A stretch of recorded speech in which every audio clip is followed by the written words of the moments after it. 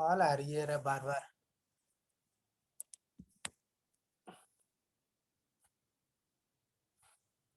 ओम ब्रह्म सत्यम सर्वदा। बार बार करूं वंदना सतगुरु चरनी माही। मंगत सतगुरु भेंट से फिर गर्भ नहीं आई। बार बार करूं वंदना सतगुरु चरनी माई। मंगत सतगुरु भेंट से फिर गर्भ नहीं आई। ओम ब्रह्म सत्यम सर्वदा। सभी पूज्य माताओं और प्रेमियों को सादर सर ओम ब्रह्म सत्यम सर्वदा सभी को सादर प्रणाम।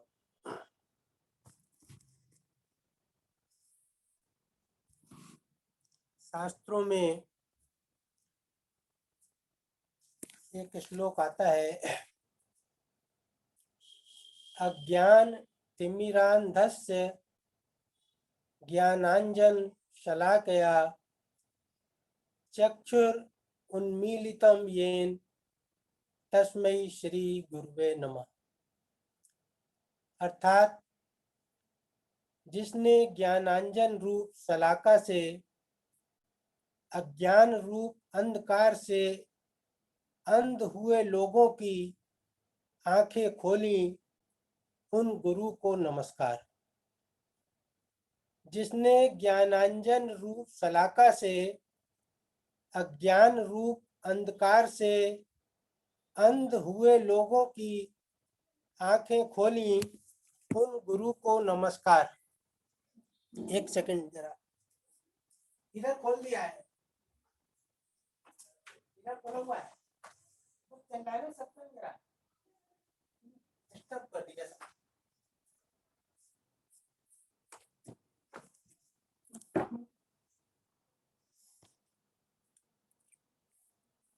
और गुरुवाणी में भी एक शब्द आता है, ज्ञान अंजन गुरु दिया अज्ञान अंधेर विनाश हरि कृपा ते संत भेटिया नानक मणि प्रकाश। ज्ञान अंजन गुरु दिया अज्ञान अंधेर निवास। गुरु ने ज्ञान का अंजन दिया और उससे अज्ञान रूपी अंधेरे का विनाश हो गया। गुरु क्या करते हैं, जीव जो अंधकार में है, अज्ञान रूपी अंधकार कहा गया। अज्ञान को की तुलना की गई अंधकार से, और गुरु और वो अंधकार ऐसा है कि जीव को कुछ दिखाई नहीं देता कि वास्तव में सही क्या है, गलत क्या है, किस मार्ग पर उसे चलना चाहिए। जैसे कई बार यहाँ पर अज्ञान की तुलना जो है अंधेरे से की गई है।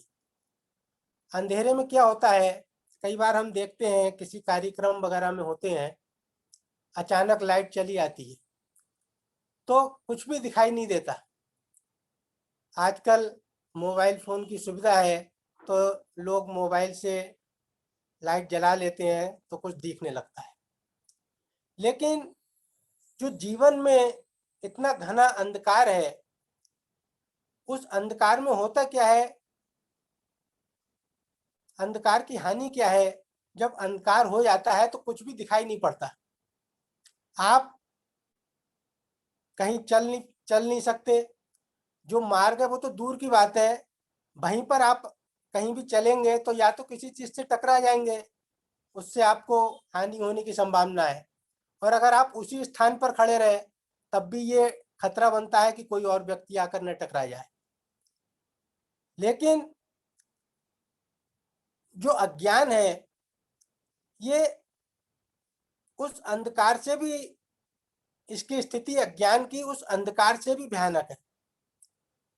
अंधकार में तो एक बार को आदमी बेचैन हो जाता है, वो चाहता है कि मुझे कहीं पर रोशनी दिखे तो मैं अपने मार्ग पर आगे बढ़ सकूं। लेकिन अंधकार के संग एक क्या, अज्ञान के संग एक क्या जो इससे बड़ी नुकसान की चीज है वो ये है कि जो व्यक्ति वास्तव में अज्ञान में स्थित है वो उस अज्ञान को ही ज्ञान समझता है। वो जिस मार्ग पर चल रहा है वो ये सोचता है कि यही श्रेष्ठ मार्ग है, यही उचित मार्ग है। ये अज्ञान का एक बड़ा गंभीर खतरनाक पहलू है। अब ज्ञान और अज्ञान है क्या? हम लोग ज्ञान क्या समझते हैं? हम में से कोई व्यक्ति ये नहीं कहता कि मैं अज्ञान में हूं।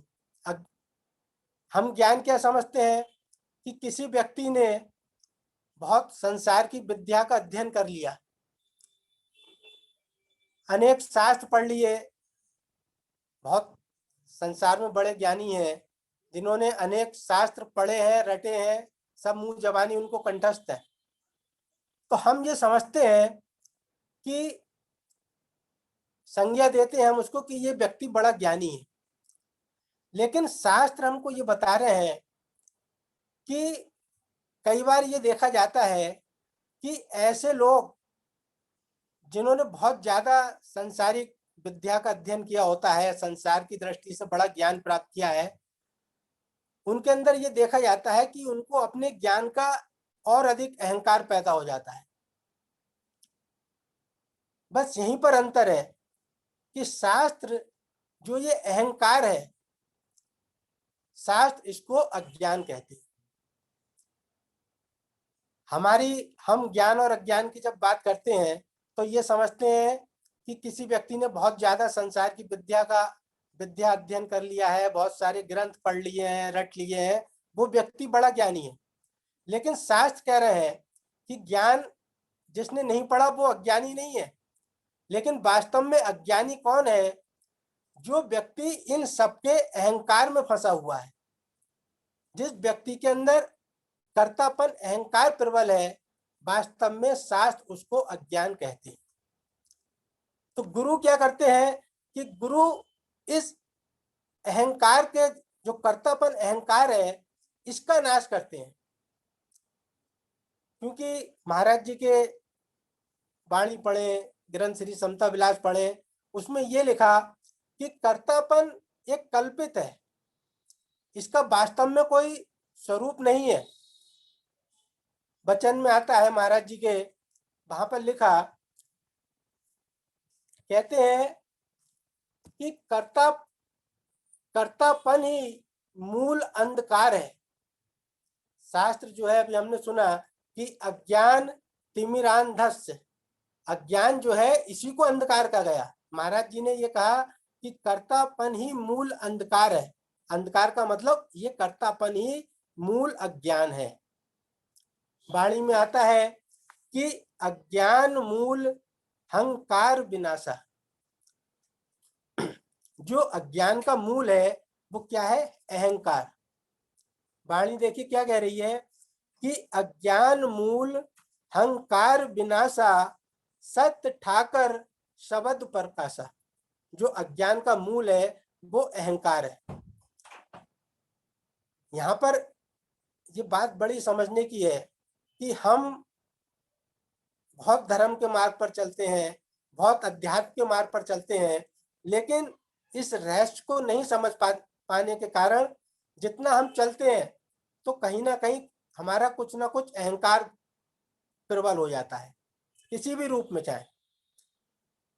जबकि मुख्य अज्ञान जो है, शास्त्र हमको बता रहे हैं, अज्ञान मूल हंकार विनाशा। जो गुरु की कृपा क्या होती है कि वो जो अज्ञान का मूल है, क्या है? अहंकार, उसका वह नाश हो जाता है। आगे क्या कह रहे हैं मान गुमान अज्ञान त्यागा। बार बार यही बात कह रहे हैं। अज्ञान क्या है? मान गुमान, जो अपना मेरा बहुत मान हो, इसी अहंकार को हम लेकर जी रहे हैं। तो गुरु की कृपा से क्या होता है? मान गुमान अज्ञान त्यागा, सत्य स्वरूप में अंधमत जागा। ये गुरु की कृपा से होता है कि जीव का मान गुमान जो रूपी जो अज्ञान है, इसका नाश हो जाता है। हम महाराज जी कह रहे हैं, कर्तापन ही मूल अंधकार है, जो समता की रोशनी पर छा जाता है। जीव कर्तापन को धारण करके आठ प्रकार की प्रकृति की कैद में आ जाता है और अपने स्वरूप को भूलकर उस प्रकृति को अपना स्वरूप मान लेता है। जो जीव के संग सबसे बड़ी दुर्घटना हुई, जिसके लिए सारा अध्यात्म विज्ञान है, वो वास्तव में यही है कि जीव अपने सत्य स्वरूप को भूल गया। जो वास्तव में जीव ईश्वर का अंश था, ईश्वर अंश जीव अविनाशी, जिसका मैं अंश हूं, उसको मैं भूल गया और मैंने जो मिथ्या नाम रूप गुण कर्म आकार, इसको अपना स्वरूप मान लिया। तो हमको इस अध्यात्म मार्ग जो है, ये अध्यात्म विद्या जो है, ये हमको वास्तव में जब हम सही गुरु के बताए मार्ग पर चलते हैं, तो पुनः जो हमारा वास्तविक स्वरूप है, उसकी ओर हमको ले जाती है। क्या कह रहे हैं? इसका कारण क्या हुआ? जो हमसे विस्मृति हुई, हम अपने स्वरूप को जो भूले और ये शरीर को और संसार को अपना सत्य मान लिया, इसका मुख्य कारण क्या हुआ? वो लिखा उसका मुख्य कारण कि कर्तापन से वासना। सारे अज्ञान की जड़ हमारी क्या है? जो मूल अज्ञान है वो क्या है? कर्तापन, अहंकार। वाणी कह रही है कि कर्ता भाव से वासना, वासना से संसार, यही अज्ञान है जीव का आवागमन दुखसार। तो मूल क्या है? जड़ क्या है? कर्तापन। तो हमको जब हम इस मार्ग पर चलते हैं, तो विशेष ध्यान देना चाहिए कि अपने कर्तापन का हर कदम पर त्याग करना चाहिए। और उसके लिए मार्ग क्या है? उसका उपाय क्या है?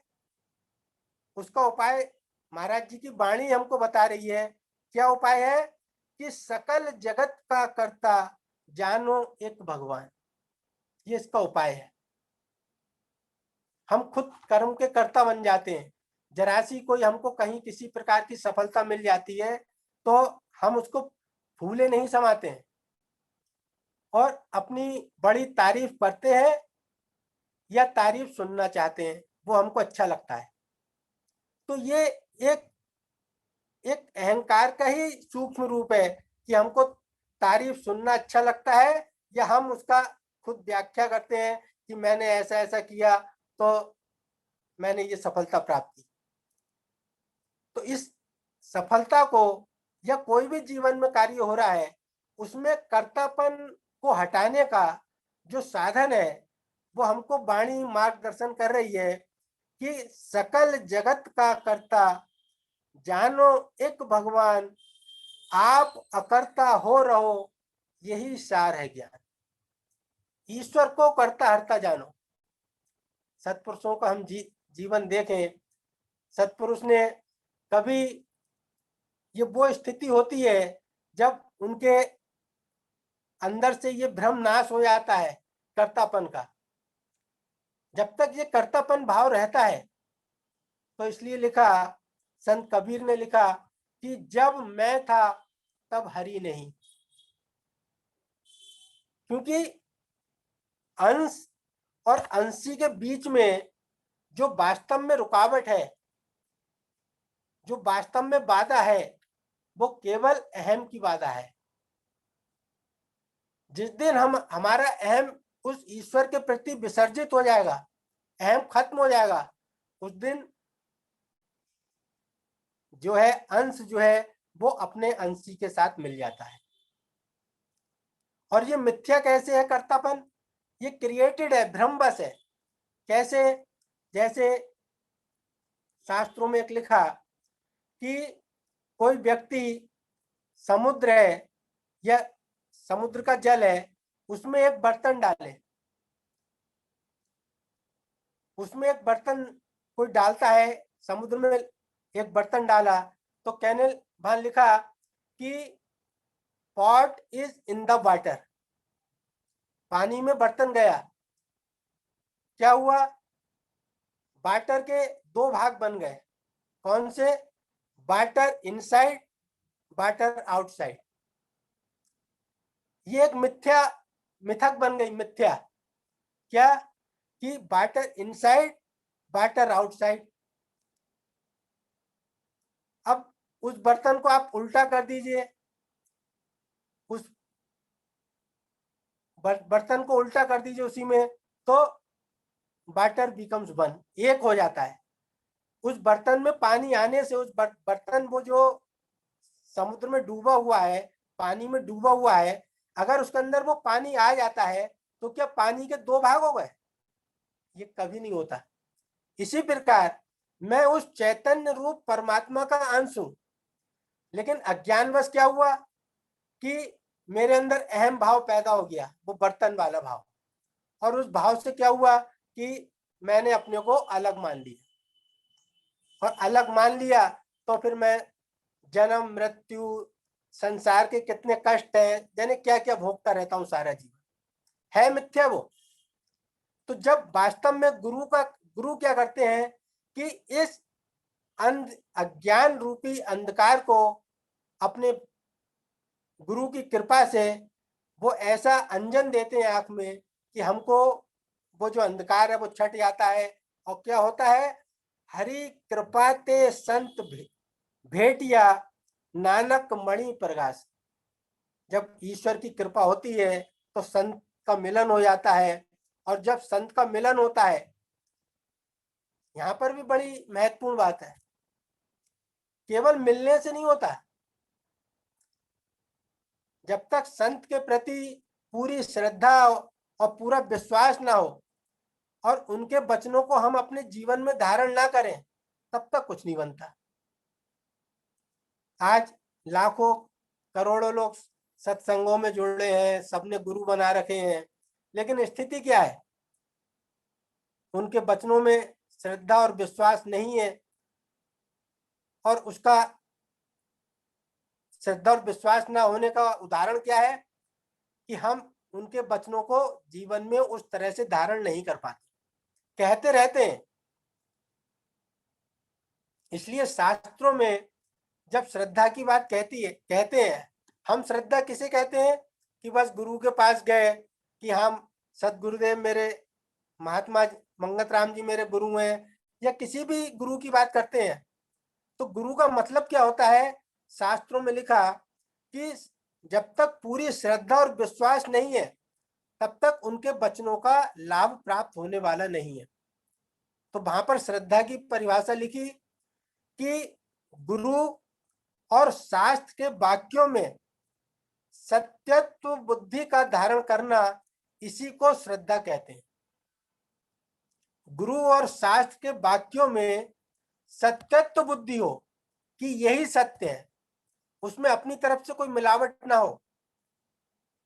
तो जब ये ऐसी श्रद्धा होती है, तब वास्तव में ये कहा जाता है कि गुरु ने जो है ज्ञान रूपी सलाका से शिष्य के अंधकार को दूर किया, तब उसकी आंखों में रोशनी आई और उसने उस ईश्वर का दर्शन प्राप्त किया। बहुत इसके उदाहरण है। तो जब जीव को पहला रोग क्या होता है? कर्तापन अहंकार का। और जब कर्तापन अहंकार उसके अंदर पैदा हुआ, तो उसके लिए लिखा कि कर्तापन से वासना और वासना से संसार। जब कर्तापन अभिमान पैदा हुआ, तो उसके अंदर वासना जागृत हो गई और इस संसार का निर्माण हो गया, इस शरीर का और इस संसार का। तो दो दो कारण हुए, दो परिणाम हुए। क्या? कि पहला कर्तापन आया उसके अंदर, और दूसरा भाव क्या आया कि जो जिस ईश्वर का मैं अंश था वो मैं विस्मृत हो गया। और क्या करा? ये देह मेरा स्वरूप है, ये एक दूसरी रोग पाल लिया। पहला रोग कर्तापन और दूसरा रोग देह मेरा स्वरूप है। हुआ ये कर्तापन के कारण। कर्तापन के कारण मैं उस ईश्वर से विमुख हुआ, उसको विस्मृत किया, और जब उसको विस्मृत किया तो अपने चैतन्य स्वरूप को भूल गया और इस शरीर की कैद में मैं आ गया। और फिर उसका क्या परिणाम होता है? जो हम सारा जीवन भोगते हैं। सारे जीवन जन्म मृत्यु का भय बना रहता है, मृत्यु का भय बना रहता है। जब शरीर को अपना स्वरूप मान लिया तो इसके नाश होने का भय बना रहता है। रोग शोक से लड़ता रहता हूँ, सुख दुख में फंसा रहता हूँ, राग द्वेष में फंसा रहता हूँ। ये सब शरीर को अपना स्वरूप जानने के कारण ये सारे रोग पैदा होते हैं। तो ये कर्तापन जो है बड़ा सूक्ष्म विकार है। और सबसे बड़ी बात इसमें हानि क्या होती है कि जीव इस रोग को नहीं समझ पाता, और ये रोग दिन पे दिन और गहरा होता जाता है। कोई व्यक्ति बड़ा त्याग करे, वस्त्र त्याग दे, भोजन त्याग दे, बड़ी से बड़ी कठिन तपस्या कर ले, लेकिन आप उसके अहंकार को जरा सी चोट पहुंच जाए, कोई ऐसा कारण हो जाए कि उसके अहंकार को ठेस लग जाए, तो आप देख लीजिए सारा तप त्याग उसका खत्म हो जाएगा। अग्नि में तप सकता है कोई व्यक्ति चारों तरफ, लेकिन उसके अहंकार को ठेस पहुंचा के देख लीजिए तो उस अग्नि से ज्यादा तपने लगेगा और उसको क्रोध आ जाएगा। एक रामायण में एक इसका समझाने के लिए एक संक्षिप्त सा वर्णन आता है। नारद जी की एक रामायण में कथा आती है कि भगवान जो है, रामायण में लिखा कि राम के जन्म के कई कारण हैं, भगवान राम के अवतार के कई कारण हैं। तो भगवान शंकर ये पार्वती जी को सुना रहे हैं, तो कई कारण में एक कारण ये आया कि भगवान कहते हैं पार्वती जी से कि भगवान राम के अवतार का एक कारण ये है कि एक बार नारद जी ने जो है भगवान को श्राप दे दिया। पार्वती जी बड़ी चौंकने लगी कि नारद जी भगवान को श्राप दे सकते हैं, ऐसा कैसे संभव है?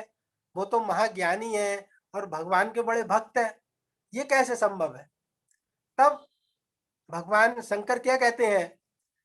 लिखा है कि बोले बिहसी महेश तब, भगवान हंसने लगे, बोले बिहसी महेश तब, ज्ञानी मूढ़ न कोई, कोई ज्ञानी और मूर्ख नहीं है। क्योंकि पार्वती जी ने ये कह दिया ना कि नारद जी कैसे भगवान को श्राप दे सकते हैं, वो तो बड़े विद्वान हैं, बड़े ज्ञानी हैं। तब शंकर जी कहते हैं कि बोले बिहसी महेश तब, ज्ञानी मूढ़ न कोय, जेहि जस रघुपति करही जब, सो तस तेहि सन होय। भगवान जिसको जैसा जिस क्षण करना चाहते हैं वो उस क्षण वैसा ही हो जाता है। कोई संसार में ज्ञानी और मूढ़ नहीं है। ये बात समझने की है। हम इसी चीजों पर बड़ा अभिमान करने लगते हैं, कहीं पे सफलता मिल जाती है, कोई भी कारण होता है तो वो कह रहे हैं कि ये भगवान की ही कृपा से होता है, जैसा वह चलाना चाहते हैं वैसा ही होता है। तब पार्वती जी ने कोई उत्सुकता हुई कि ऐसी क्या कथा है। तब भगवान सुनाते हैं कि एक बार नारद जी बड़ा कठिन तप कर रहे थे। इंद्र को डर लगने लगा कि इनका कठिन तप देखकर कहीं ऐसा ना हो इंद्र का सिंहासन डोलने लगता है। इंद्र ने उनके तपस्या को भंग करने के लिए अनेक अप्सराएं और कामदेव को कहा कि जाकर इनका तप भंग करो। उन लोगों ने नारद जी का तप भंग करने के लिए अनेक प्रयास किए, अप्सराओं ने अनेक प्रकार के उनको प्रलोभन दिए, कामदेव ने अनेक तीर चलाए, जैसे बड़ा सुंदर जगह बहुत सुंदर कर दी, ऐसा कर दिया कि व्यक्ति के अंदर काम पैदा हो। लेकिन उनका तप ऐसा था, साधना ऐसी थी कि वो लोग नारद जी को डिगा नहीं सके। और अंत में नारद जी का भय से, क्रोध से वो लोग डरकर वहां से भाग गए। नारद जी को इस चीज पर बहुत अच्छा लगा कि ये लोग मेरी तपस्या भंग नहीं कर पाए। तब क्या हुआ कि तब नारद जी जो है वो भगवान शंकर के पास गए। वहां पर लिखते हैं कि तब नारद गब ने शिव पाई, जिता काम है मिति मन माही। भगवान शंकर के पास गए और उनको ये मन में अहंकार हो गया कि मैंने देखो कामदेव को हरा दिया। ये इसलिए है कि अहंकार हमारा सबसे बड़ा अज्ञान है। जो बाप हम हर जगह पढ़ते हैं कि अज्ञान अंधकार, ये मूल महाराज जी ने लिखा कि कर्तापन ही मूल अंधकार है। तो हमको ये हमेशा ध्यान रखना है कि कहीं भी किसी भी परिस्थिति में हमारे अंदर ये कर्तापन अभिमान पैदा ना हो, क्योंकि ये अज्ञान है, मूल अज्ञान है, मूल अंधकार है। तो जब भगवान शिव के पास गए और अपनी तारीफ करने लगे कि मार चरित शंकर ही सुनाए, अति प्रिय जानी महेश सिखाए। सारा वृत्तांत उनको सुना दिया कि ऐसे ऐसे कामदेव आए थे, उन्होंने मेरी तपस्या भंग करने की कोशिश की, ये सब किया, लेकिन मेरे ऊपर उसका असर नहीं हुआ। अब यहाँ पर विशेष बात क्या है, तब सारा वृत्तांत सुनकर भगवान शंकर ने नारद जी को एक सलाह दी। और वो क्या सलाह दी कि बार बार बिन बहु मुनि तो ही जिमी ये कथा सुनाए मोही। मैं तुमसे प्रार्थना करता हूँ, नारद जी से कहा कि तुमने जिस प्रकार ये कथा मुझको सुनाई है, ये कथा कभी भगवान विष्णु के सामने मत सुनाना। मुझे तो सुना दी, लेकिन मेरी प्रार्थना ये है कि ये कथा तुम भगवान विष्णु को मत सुनाना। अगर कभी ऐसा प्रसंग चल भी जाए तो इस कथा को तुम छुपा लेना।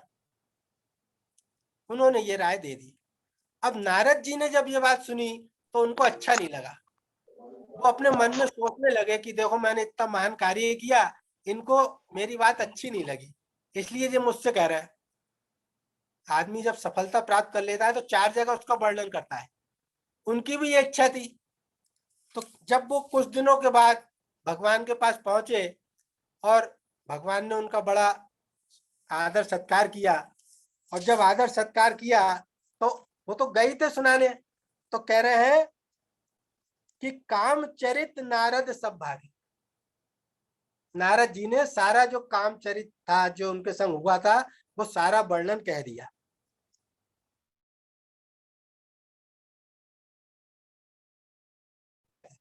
अब जब सारा वर्णन कह दिया तो भगवान ने क्या कहा कि रूख बदन करी बचन बोले श्री भगवान।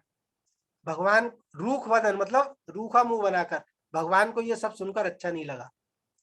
फिर भगवान ने उनसे कह दिया कि भाई आप तो महान है, आपके दर्शन से सब विकार नाश हो जाते हैं, तो आपने काम को अगर पराजित कर दिया तो कोई विशेष बात नहीं।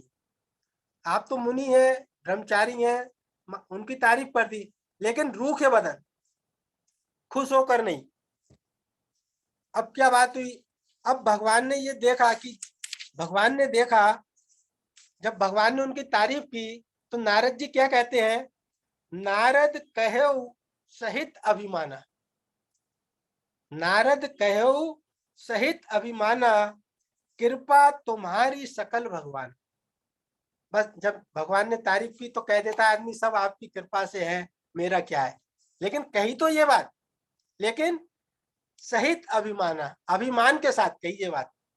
अंदर से अभिमान था, ऊपर से कह दिया प्रभु सब आपकी कृपा है। भगवान समझ गए।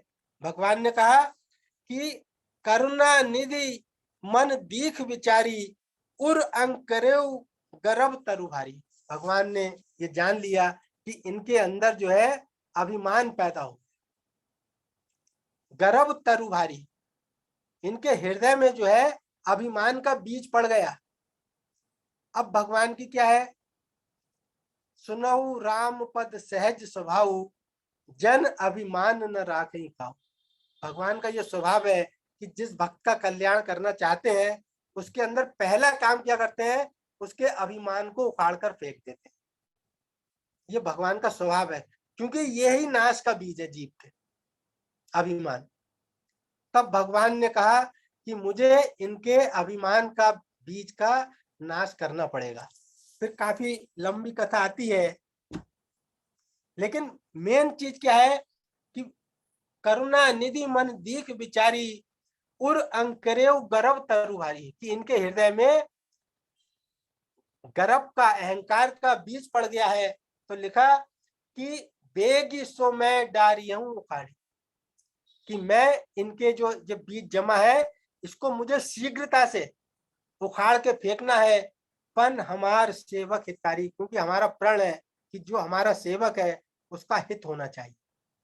तो हम, फिर ये काफी लंबी कथा आती है, तो रहस्य यही है कि हम जिसको ज्ञान और अज्ञान कहते हैं, और संसार की भाषा में हम समझते हैं कि कोई व्यक्ति बड़ा अच्छा बोलता है, बड़े उसने स्टडी की है, बहुत शास्त्रों का अध्ययन किया है, तो वो व्यक्ति ज्ञानी हो गया। लेकिन वास्तव में ज्ञानी उसको कहा गया शास्त्रों में जिसके अंदर से अभिमान का, कर्तापन का, अहम का नाश होता है। ज्ञानी क्यों कहा गया, क्योंकि वास्तव में ये निर्मूल है। कर्तापन का कोई आधार नहीं है, अहम का कोई आधार नहीं है, अभिमान का कोई आधार नहीं है। ये सब प्रभु जो कार्य हमसे करवा रहा है वो कार्य इस शरीर के द्वारा होता है, ये हमको निरंतर ध्यान रखना चाहिए। और जब गुरु की कृपा होती है तभी वास्तव में हमारी ये स्थिति बनती है कि हम ये समझ पाते हैं कि सकल जगत का कर्ता जानो एक भगवान, आप अकर्ता हो रहो, यही सार है ज्ञान। तो वास्तव में ज्ञान यही है कि हम प्रभु को कर्ता हर्ता जानकर अपने अहम का विसर्जन करें और जो व्यर्थ का अहंकार है उसको त्यागने की कोशिश करें, तभी वास्तव में सत्संग का लाभ है। ओम ब्रह्म सत्यम।